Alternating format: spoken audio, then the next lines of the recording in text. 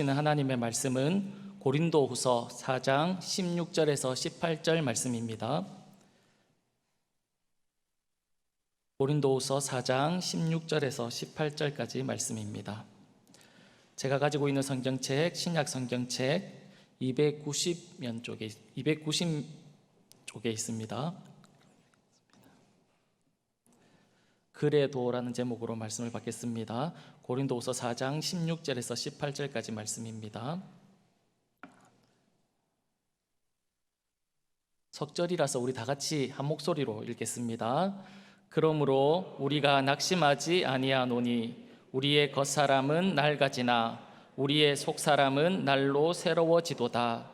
우리가 잠시 받는 환난에 경한 것이 지극히 크고 영원한 영광에 중한 것을 우리에게 이루게 함이니 우리가 주목하는 것은 보이는 것이 아니요 보이지 않는 것이니 보이는 것은 잠깐이요 보이지 않는 것은 영원함이니라. 아멘.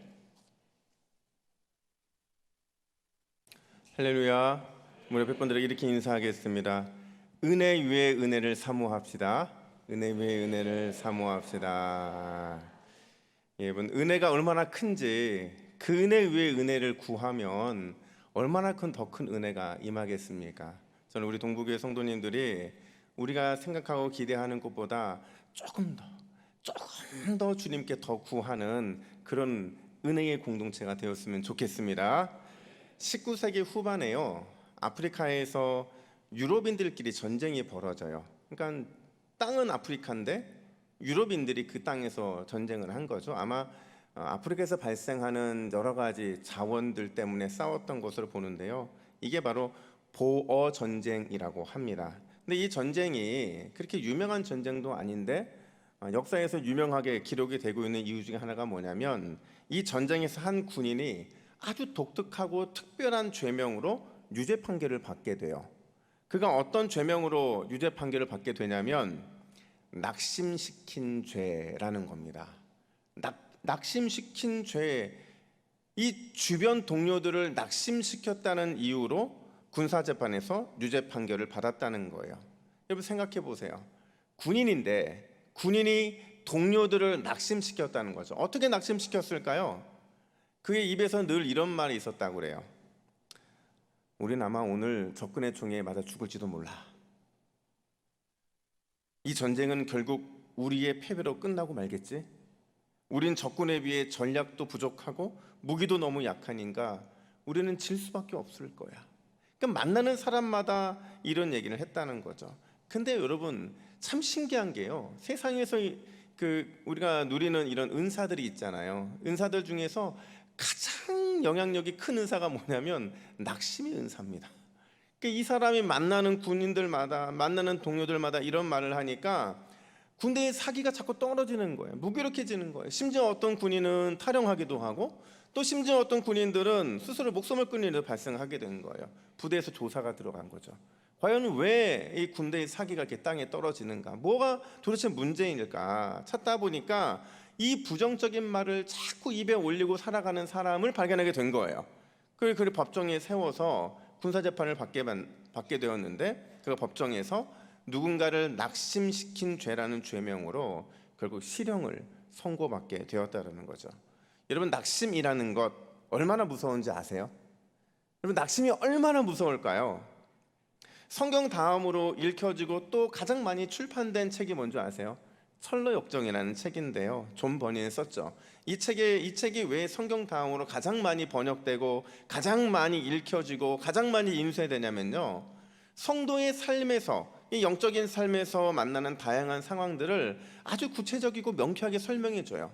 지금까지 이런 책이 없었던 거예요. 성도들의 마음이, 또 성도들의 삶이 어떻게 성장해 나간지를 설명해주는 그런 책이 없었던 거죠. 그래서 믿음의 선배들은 이 책을 신앙생활의 교과서라고 부를 정도로 극찬했던 책이었거든요. 이 책에 보면 이제 믿음의 순례자가 순례길을 떠나요.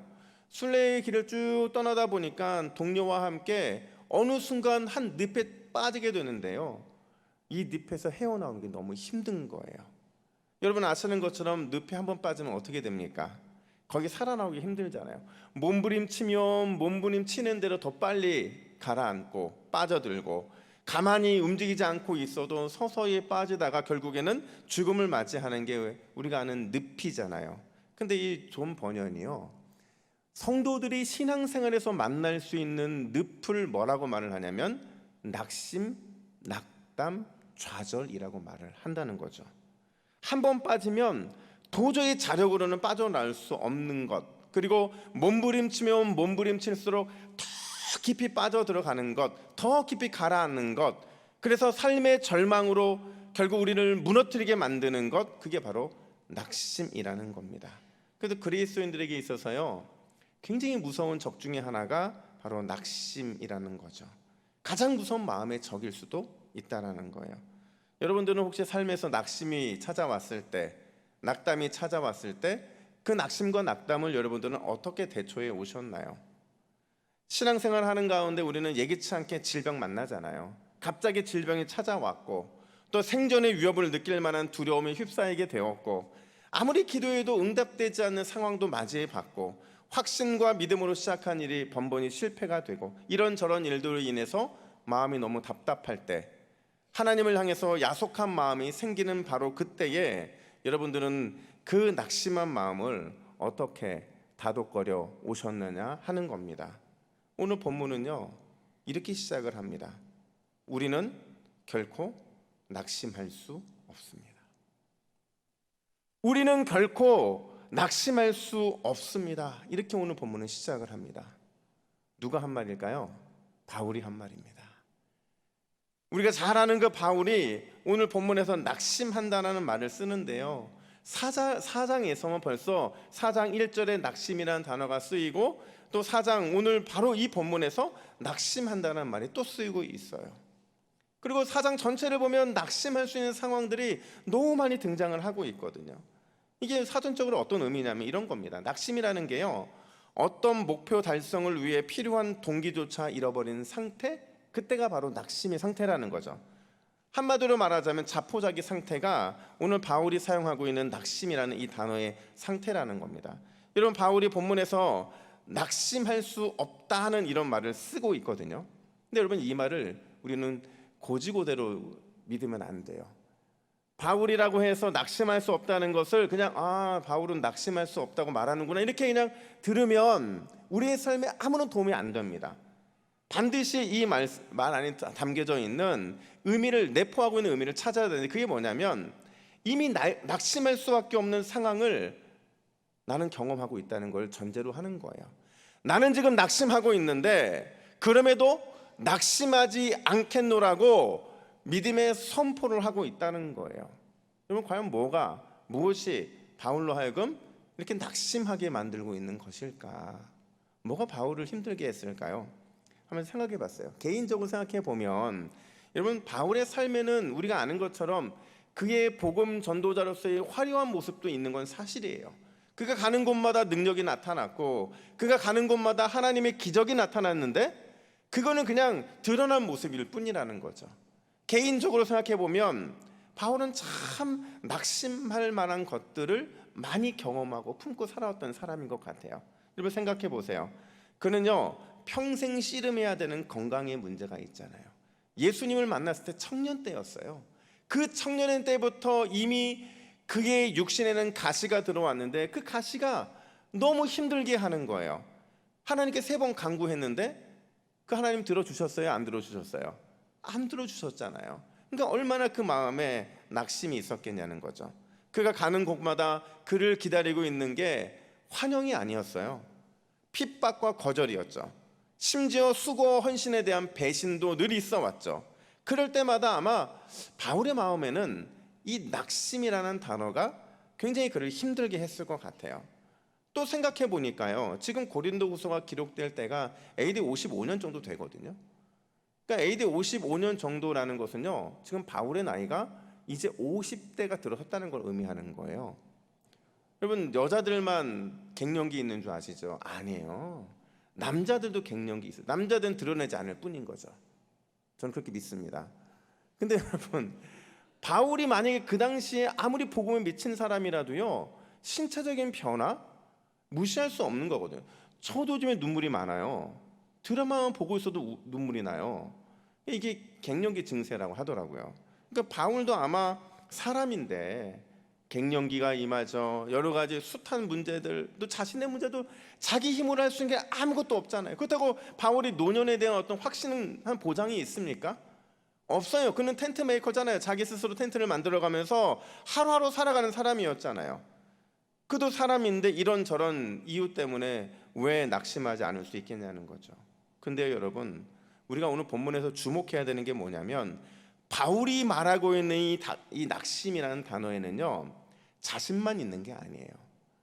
자신만 있는 게 아니라 고린도 교회의 성도들도 그 안에 담겨져 있는 거고요. 복음을 들어야 하는 수많은 믿음의 동역자들도 그 낙심이라는 단어 안에 포함이 되어 있는 거예요. 왜요? 바울이 우리라고 말하고 있거든요. 우리는 낙심하지 않는다. 우리라고 말하고 있거든요.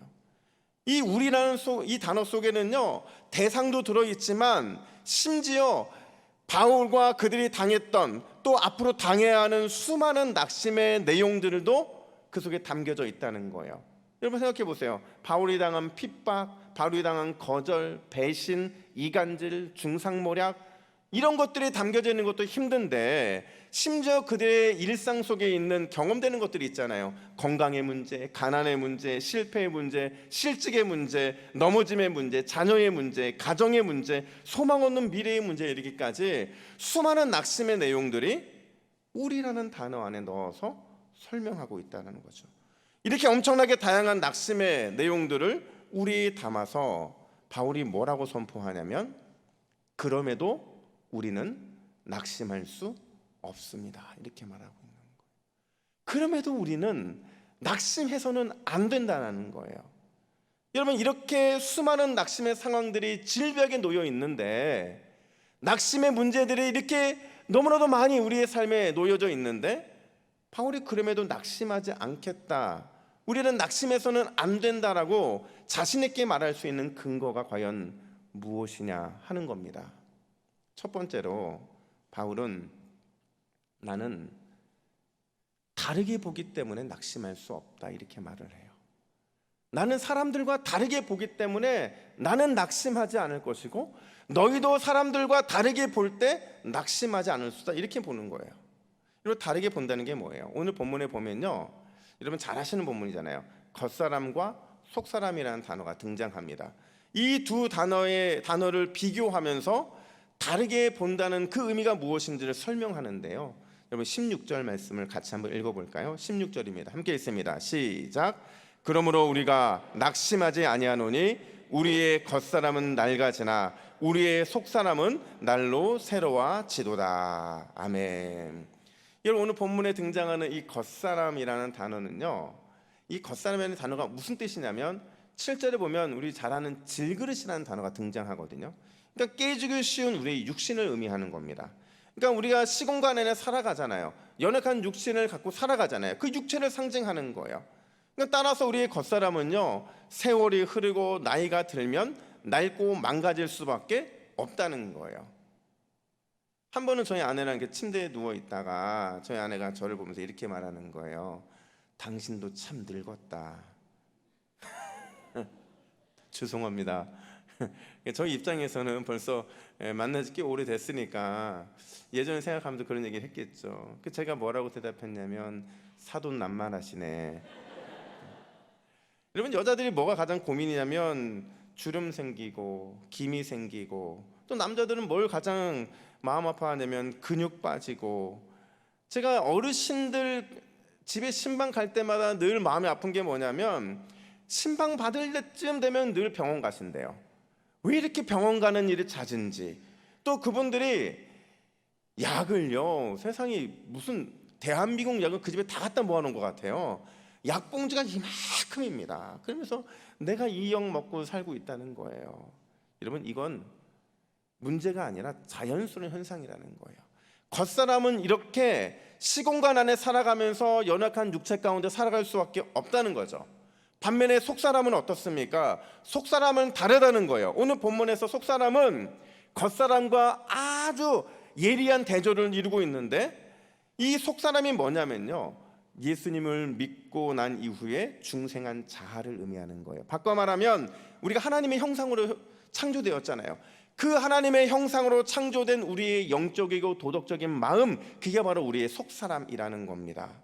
여러분, 우리가 예수님을 믿기 전에 우리의 속사람은 누구의 지배를 받았죠? 사단의 지배를 받았잖아요.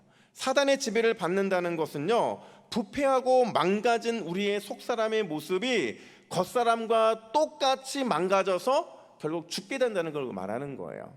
근데 우리가 예수님을 만나고 그분을 인격적으로 만난 이후에 우리의 속사람은 누가 지배를 하냐면 예수 그리스도, 그분의 영원한 통치가 우리 안에 이루어지게 된다는 거죠. 그분이 우리의 보좌에 앉아 계세요. 우리 속사람의 보좌에 앉아 계시죠. 그분이 우리의 속사람의 마음을 날마다 만져주세요. 날마다 만져주세요. 그분이 우리의 속사람을 날마다 평강의 은혜의 강이 흐르게 해주세요. 여러분, 그래서 속사람은 날마다 새로워지고 성장할 수밖에 없다는 거예요. 그게 영원할 수밖에 없다는 거죠. 문제는요, 우리가 무엇을 바라보며 살아가느냐 하는 거예요. 제가 사역을 하면서 만난 한 권사님이 계신데 그 권사님의 별명이 뭐냐면 죽어야지 권사님이에요. 죽어야지 권사님. 그분이 왜 별명이 죽어야지 권사님이냐면 말만 할 때마다 늘 죽어야지 죽어야지 하시는 분이신 거예요. 그분이 한 번은 교회에 이렇게 계단에 올라오시다가 무릎이 아파서 그냥 이렇게 위를 쳐다보면서 이렇게 말씀하시는 거예요. 아유, 계단도 못 오르는 게 죽어야지. 그러니까 뭔가 자꾸 또 깜빡깜빡할 때마다 늘 전화해서 하시는 말씀이 기억도 못하는 게 이게 빨리 죽어야지. 또 힘겹게 병뚜껑 따시면서 이 힘이 없으니까 힘 없으면 죽어야지 이러시고, 심지어 식사하시면서도 입맛 없으면 죽어야지 이러시는 거예요.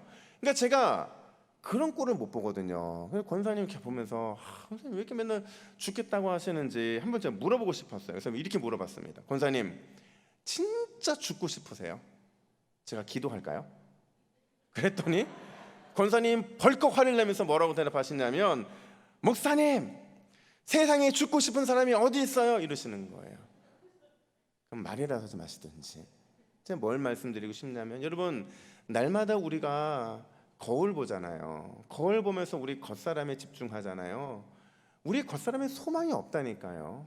저는 진작에 알았어요. 미인과 결혼하는 것이 얼마 못 간다는 것을. 저희 아내 미인이에요. 그럼에도 도전을 했다고 말씀드리고 싶은 거예요. 근데 여러분, 우리가 날마다 거울을 보고 우리의 외모를 보고 우리의 상황을 보고 환경을 보고 우리의 주변의 모든 것들을 자꾸 보면서 그렇게 그걸 바라보며 살아가잖아요. 그럼 죽고 싶은 생각밖에 들지 않는다는 거죠. 겉사람의 모습만 바라보는 사람은 겉만 낡아지는 게 아니에요. 겉만 낡아지는 게 아니라 생각도 낡아지고 속사람도 낡아질 수밖에 없다는 거죠. 날마다 부정적일 수밖에 없고 날마다 어리석은 생각에 빠져 살아갈 수밖에 없고, 그게 습관이 되잖아요. 결국 삶에서요, 하나님이 베풀어 주시는 은혜의 기쁨의 잔치를 아무것도 누리지 못하고 살아갈 수밖에 없다는 거죠. 우리가 겉사람에 너무 빠져 있고 겉사람의 모습 때문에 우리의 생각이 낡아져 있는데, 어떻게 하나님이 우리의 삶에서 벌어주고 계시는 이 엄청난 기쁨의 잔치를 참여할 수 있겠냐는 거죠. 그 기쁨의 잔치를 누릴 수 있겠냐는 거예요. 근데 여러분, 우리의 속사람의 모습, 내 안에 계신 성령님, 내 삶을 통치하시는 예수 그리스도, 그분의 놀라운 복음, 그 복음의 역사를 즐겨 바라보는 사람은요, 날로 새롭게 하시는 은혜의 젖줄기가 우리의 심령에 흐르게 되어 있다는 거예요. 은혜의 젖줄기가 강하게 흘러내리면 우리 안에 어떤 조건 때문에 기뻐하는 것이 아니라 그냥 기뻐할 수밖에 없다는 거죠. 감정적인 기쁨이 아니라 내면에 뭔가 우리를 부어주시는 충만한 기쁨이 솟아날 수밖에 없다는 거예요. 그래서 바울이 우리에게 뭐라고 말을 하냐면, 세상 사람들과 다르게 봐야만 한다, 이렇게 말하고 있는 겁니다. 여러분, 세상 사람들은 겉사람을 바라보며 살아가는 우리를 자꾸 종용할 겁니다. 그러나 우리 믿음의 성도들은 속사람 안에 계신 주님의 말씀과 성령의 능력과 역사를 바라보는 그런 믿음의 결단의 삶을 살아야 되는 줄로 믿습니다. 거기에 우리의 소망이 있기 때문에 그런 거예요. 한 곤충학자가요, 이 곤충을 연구하다가 이 집 앞에 있는 이 거미줄을 보게 된 거예요. 근데 거미줄을 이제 이 덤불 사이에 작은 이 거미줄이 하나 쳐 있었는데 거기에 새끼들이 있었던 거죠. 근데 가만히 보니까 이 줄이 흔들려서 새끼들이 떨어지려는 찰나마다 또 다른 곤충들이 날아와서 이 위험한 상황을 맞이하는 그 순간마다 갑자기 어디선가 엄마 거미가 나타나는 거예요. 그러더니 새끼들을 챙기는 거예요. 분명히 없었거든요.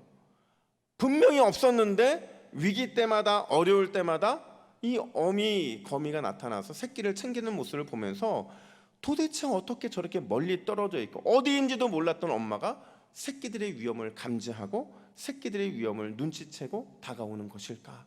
이런 의문이 생긴 거예요. 그래서 연구를 했습니다. 이 하나의 연구를 하고 또 하나의 연구를 또 하나의 연구하다 보니까 공통적으로 발견한 게 뭐냐면요, 새끼들의 몸으로부터 아주 얇은 실들이 나와서 엄마의 몸에 연결되어 있다는 거예요. 새끼가 10마리든 100마리든 어미 거미에 연결되어 있어서 얇은 줄에 신호를 보내면 언제든지 엄마 거미의 도움을 받을 수 있게 된다는 거죠. 여러분, 우리가 하나님과의 관계가 그렇다는 거예요. 우리가요, 예수님과 하나님과 한 라인으로 연결만 되어 있으면요, 우리는 언제든지 도움을 받을 수 있고 그런 우리는 늘 안전할 수밖에 없다는 거죠. 여러분, 그 한 라인이 뭐냐면요, 그 한 라인이 속사람에게 안에 있는 예수 그리스도를 바라보는 거예요. 내 속사람 안에 있는, 내 안에 있는 주님이 내 안에 계심을 잊지 않는 것, 그것이 바로 우리 안에 우리의 한 라인이라는 거죠. 우리가 주님께 집중하고 있다는 신호만 보내면 우리가 엄청난 근심에 쌓인다 할지라도, 그 근심이, 그 낙심이 현실로 나타난다 할지라도 우리는 언제든지 주님의 도우심을 받을 수 있게 된다라는 거죠. 여러분, 이게 성도의 특권 아닐까요? 이게 성도가 누려야 될 은혜가 아닐까요? 세상은 날마다 우리의 겉모습으로 우리를 낙담시킬 겁니다.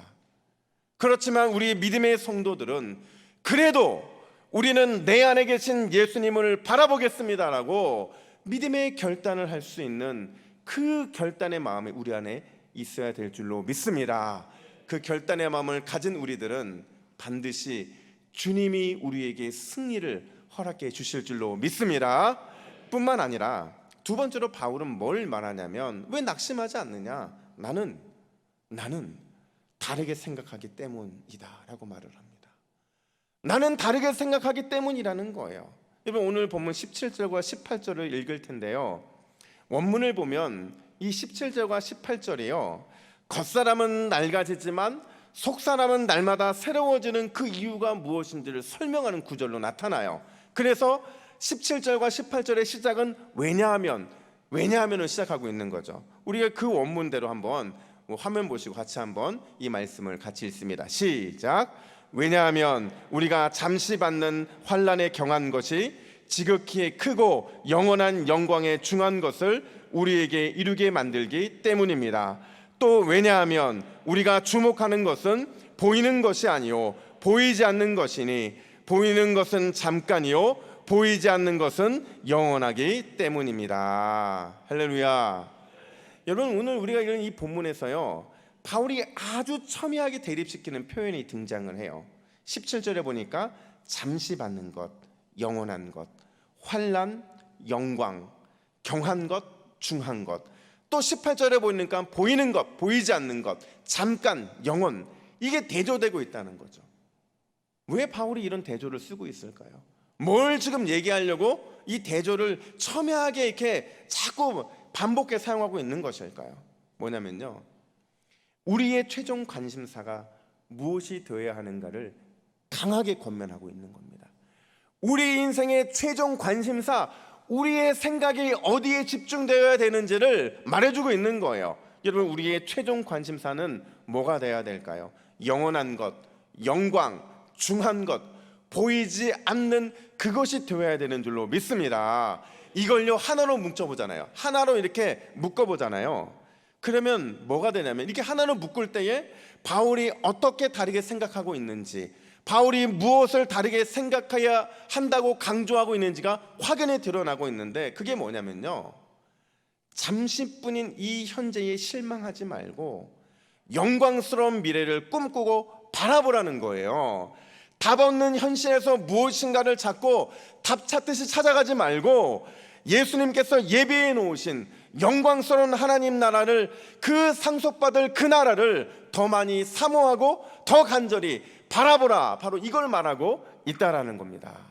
여러분, 사실 우리가 읽진 않았지만 이 본문의 앞에 등장하는 4장 8절과 9절에 보면요, 바울도 본인 스스로가 늘 번번이 넘어지고, 그리고 이 땅을 살아가는 수많은 성도들이 인생에서 참 암담하다고 느끼게 할 만한 수많은 단어들을 나열해놓고 있는데, 그 중에 특별히 우겨쌈이라는 단어, 답답함이라는 단어, 핍박이라는 단어, 거꾸러뜨림이라는 단어, 이 단어들을 쓰고 있다는 거예요.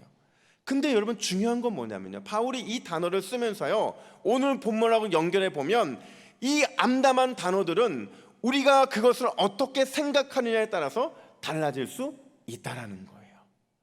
우리의 현실에서는 우겨쌈이라든지 답답함이라든지 핍박이라든지 거꾸로트림, 이런 단어들이 무시무시한 건 사실이 맞아요.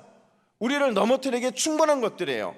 그런데 예수 그리스도 안에서 있다면, 우리가 예수 그리스도 안에 있다면, 영광스러운 미래를 꿈꾸고 그 안에서 바라보고 그러는 가운데 이 단어들을 생각한다면 이까짓 거 아무것도 아닐 수 있다는 거죠. 이까짓 거 아무것도 아닌 것으로 여길 수 있다, 바울은 이렇게 말하고 있는 거예요. 왜요? 환난보다 영광이 더 크다는 주님의 약속 때문인 거죠. 우리가 잠시뿐인 우겨쌈과 답답함, 핍박과 거꾸로뜨림보다 영원한 영광이 더 소중하다는 그 약속의 말씀 때문에 우리는 이 모든 것들을 아무것도 아닌 것이라고 생각해도 된다라는 거예요. 여러분, 이어령 교수님을 잘 아시잖아요. 이어령 교수님이 짧은 이야기 긴 생각이라는 책에서 아주 재미난 얘기를 하셨는데, 이 무슨 얘기냐면요, 어떠한 시인이 한국에는 그레도라는 섬이 있다고 이렇게 말을 해요. 그레도라는 섬. 물론 실제로 우리나라 3,358개의 섬 중에는 여러분 그레도라는 섬은 없어요. 존재하지 않아요. 그런데도 이 시인이 그레도라는 섬이 존재한다고 주장하는 이유가 무엇일까? 뭘 얘기하고 싶냐면요, 우리가 불행한 일이 있을 때, 살기 힘들 때, 절망할 때, 자신의 꿈과 소망이 산산조각이 날 때, 바로 그때 새로운 희망을 만드는 섬이 있다는 거예요. 우리나라 말에 있는 그 섬, 그게 바로 그레도라는 섬이라는 거죠. 여러분, 하나님께서 우리 성도들의 삶에도요, 우리의 삶이 불행한 일이 생기고 살기 힘든 일이 발생하고 절망하고 또 우리의 꿈과 우리의 소망이 산산조각 난 그 상황에서도 새로운 희망을 만들 수 있는 우리의 도피성을 만들어 주셨어요. 그 성은요, 그 섬은 우겨쌈과 답답함과 환난과 거꾸리트림의 이 파도가 우리에게 몰려온다 하더라도, 그래도 나는 영광스러운 미래를 바라볼 것이다, 그래도 나는 상속받을 하나님 나라를 소망할 것이다, 그래도 나는 영원하신 주님만 의지할 것이다, 그 섬이 바로 우리에게 믿음의 그래도 섬이라는 거죠. 여러분, 이게 세상을 살아가는 우리의 믿음이고 세상과 다른 우리의 생각이 되어야 하지 않겠습니까?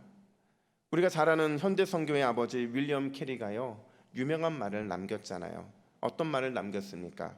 하나님을 위해 위대한 일을 시도하라, 그리고 하나님으로부터 위대한 결과를 기다리라. 여러분, 하나님을 위해 위대한 일을 시도하면 반드시 하나님께로부터 위대한 결과가 임하게 될 거라는 얘기를 하고 있는 거예요. 여러분, 이번 한 주 그레도의 신앙, 이 그레도의 신앙으로 좀 다르게 봤으면 좋겠어요. 좀 다르게 생각했으면 좋겠어요.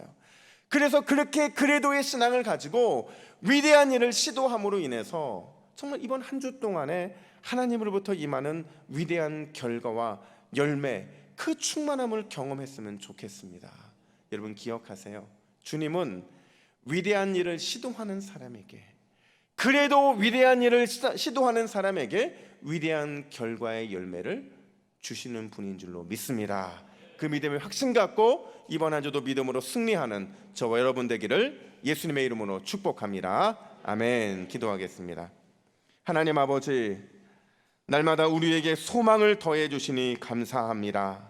비록 우리의 현실은 소망 없는 우겨쌈과 답답함, 핍박과 거꾸러뜨림이 가득한 삶이지만, 그럼에도 우리의 삶에 소망이 있는 것은 예수 그리스도 안에 우리가 다르게 생각하고 다르게 바라볼 수 있는 그 믿음이 내 안에 있기 때문인 줄로 믿습니다. 이번 한 주 그 믿음으로 하나님을 위해 위대한 일을 시도하게 하여 주시고, 하나님으로부터 위대한 결과를 기대하는 우리 모두의 삶이 되게 하여 주시옵소서. 이 모든 말씀 우리의 소망 되시는 예수 그리스도의 이름으로 기도하옵나이다. 아멘.